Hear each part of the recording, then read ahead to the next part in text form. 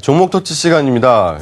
이제 코스피가 좀 내리는 게 멈췄다, 반등을 했다기보다는 그대로 멈췄다, 다행이라고 봐야겠죠. 근데 이럴수록 이런 개별 종목 장세는 종목들에 대한 리포트가 더 중요해질 것 같다라는 생각이 듭니다.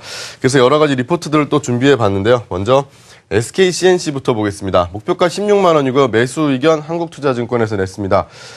계열사 수주를 통한 적정한 수익성 확보에다가 SK엔카 같은 M&A를 통해서 신규 사업 부문을 진출을 좀 했었죠. 이런 신규 사업 부문이 성장을 하면서 4분기 매출, 영업이익 모두 시장 컨센서스와 비슷하게 유사하게 나왔다라고 합니다. 양호한 실적이라고 보면 되겠고요.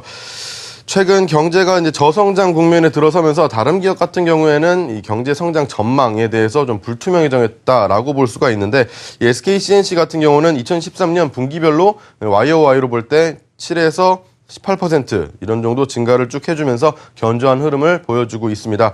올해도 최근 2, 3년간 엔카, 인포색 등을 인수한 것처럼 추가적인 M&A를 통해서 성장 동력을 확보할 계획이다라고 하는데요. 또 SK CNC는 주주 친화적인 정책을 펼치는 기업으로 좀 유명합니다.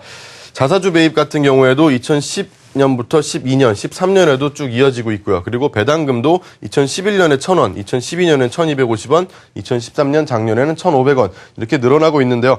주주 친화적인 정책을 계속 펼친다는 거, 주주들의 인기가 더 많아진다라고 보면 되겠죠. 다음은 넥센타이어 보겠습니다. 넥센타이어는 하이투자증권에서 나왔고요. 25,000원에 매수 의견 가져갔습니다. 넥센타이어 요즘 주가가 별로 좋지 않은데, 그런데도 불구하고 25,000원을 그대로 유지시킨 이유를 한번 볼 텐데요. 마지막 인내 구간이라고 합니다. 4분기에는 유럽이 크게 춥지가 않았습니다. 춥지 않으면서 아무래도 윈터 타이어가 많이 안 나갔고요. 윈터 타이어 같은 경우에는 마진이 높기 때문에 좀 많이 팔리면 아무래도 이득이 될 텐데, 이번에 이제 마지막 인내 구간을 지나면서 윈터 타이어도 많이 안 팔렸다라고 합니다.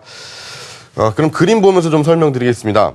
4분기에 또 안 좋았던 이유가 경상연구비가 전년 대비해서 21.4%가 증가를 했다라고 합니다. 경상연구비, 아무래도 돈을 연구비라고 하더라도 많이 썼다는 거는 그리 좋지 않다고 보겠고요. 특히 이제 광고 선전비가 좀 많이 늘었는데요. 광고비 같은 경우에는 타이어 업계에서 탑티어라고 볼 수 있는 굿이어, 아니면 미셸린 같은 이 외국 업체들이 세컨이나 떨드 브랜드를 내놓으면서 좀 저가 브랜드 쪽에서 강세를 갖고 있는 넥센타이어의 밥그릇에 손을 댔다라고나 할까요? 그래서 경쟁이 좀 심화되면서 프로모션 비용이나 광고비가 많이 지출될 수밖에 없었다라고 합니다. 하지만 그래도 좋은 점도 있습니다. 원재료 가격이 좀 내려갔다라는 건데요. 원재료 가격은 타이어는 고무겠죠. 고무 가격이 내려가면서 매출 원가율이 떨어지고 있는데요. 그럼 100에서 뺀다면 이게 지금 70.7이니까요. 29.3%로 GP 마진이 지나가고 있다라는 겁니다. 그만큼 이제 원가 부담이 덜해졌다라는 것이고요. 그만큼 영업이익률이 또 좋아질 수 있다라는 겁니다. 그래서 영업이익률을 좀 살펴보겠습니다. 한국 공장 같은 경우는 10.4%를 기록을 했고요. 중국 공장은 12%를 기록을 했습니다. 이렇게 점점 좋아지곤 있지만, 좀 전에 말씀드렸던 것처럼 판관비가 상당히 많이 늘어났었죠. 그래서 판관비를 조금 더 줄어들 수 있다라면 이 영업이익률도 더욱더 올라갈 수 있을 것으로 판단을 했습니다. 경기가 좋지 않아서 타이어를 교체하는 시간을 아무래도 미룰 수 있다는 건 맞습니다. 하지만 아무리 경기가 안 좋아도 자동차가 굴러가면 타이어는 마모가 되기 마련이죠. 당모가지를 꺾어도 새벽은 온다라는 것과 비슷하다라고 봅니다. 그래서 그런 의미에서 이제 지금 넥센타이어 가격 조정은 다 이루어졌고, 이제 1분기의 마지막으로 인내심을 테스트하는 기간이 될 것이다라고 하면서 매수가 그대로 유지했습니다.